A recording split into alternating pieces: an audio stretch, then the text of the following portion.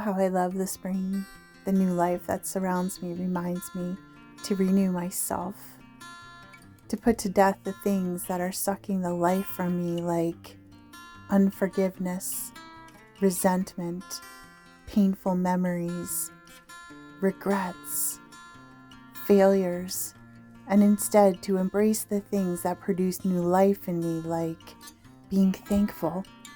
choosing to be cheerful, extending grace and forgiveness, loving well, challenging myself, discovering the joy in helping others, learning new things, immersing myself in the beauty of nature, and striving to make a difference in this world, no matter how small.